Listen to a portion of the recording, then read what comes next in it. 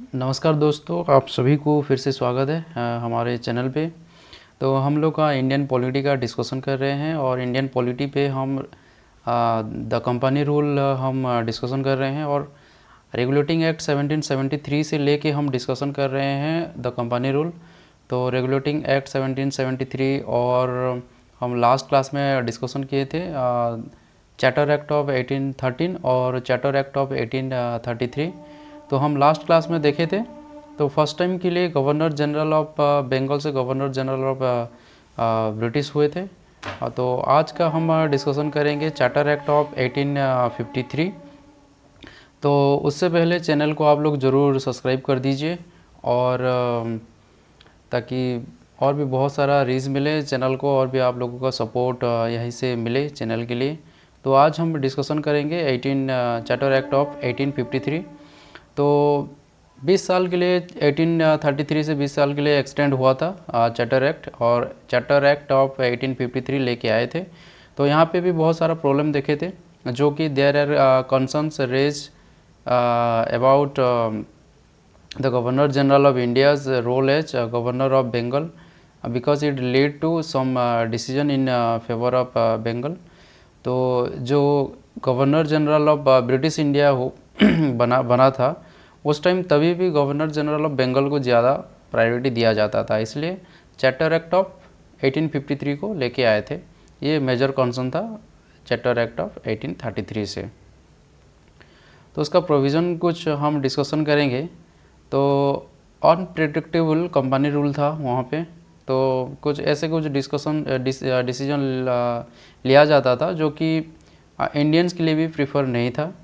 और उसके बाद separation of power, the governor general council legislative and executive function were separated for the first time. ये important बन जाता है, governor general council legislative and executive, ये दो फंक्शंस जो पावर होता है सेपरेट किया जाता है फर्स्ट टाइम के लिए। और ए separate Indian central legislative council was constituted.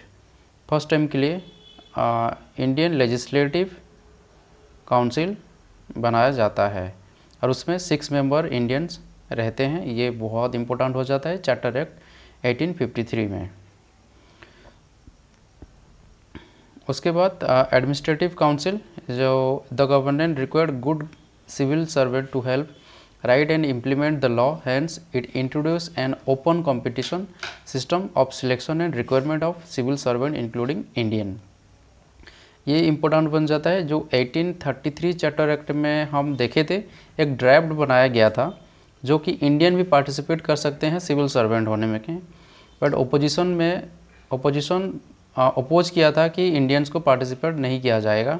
तो उसके बाद चार्टर एक्ट ऑफ 1853 में फिर से इंट्रोड्यूस किया जाता है और गुड सिविल सर्वेंट्स को इंक्लूड किया जाता है। राइट एंड इम्प्लीमेंट किया जाता है, write and implement the law, hence it introduce an open competitive system of selection and recruitment of civil servant including Indians.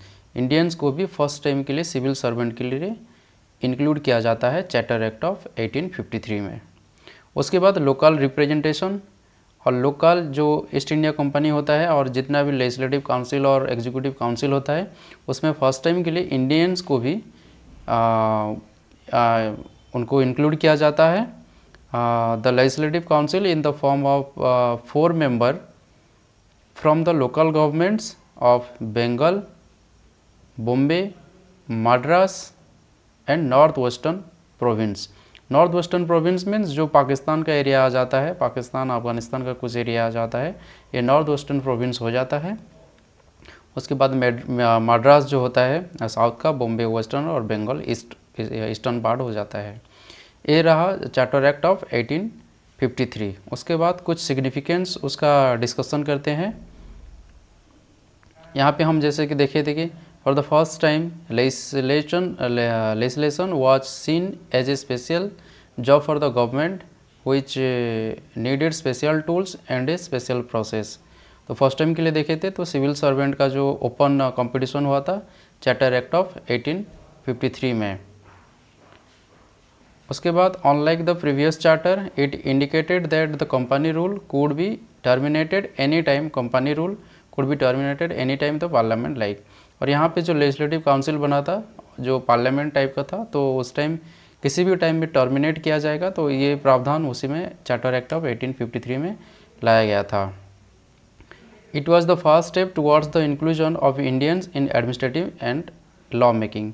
तो फर्स्ट टाइम के लिए इंडियंस को भी यहाँ पे इंक्लूड किया जाता है लेजिस्लेटिव काउंसिल और एग्जीक्यूटिव काउंसिल में। उसके बाद रिवोल्ट होता है 1853, और उसके बाद कैसे क्राउन रूल स्टार्टिंग होता है, तो इसके लिए हम नेक्स्ट क्लास पे डिस्कशन करेंगे द क्राउन रूल। और ये था द इंडियन कंपनी रूल था ईस्ट इंडिया कंपनी का। तो नेक्स्ट क्लास के लिए बने रहिए, तब तक के लिए धन्यवाद।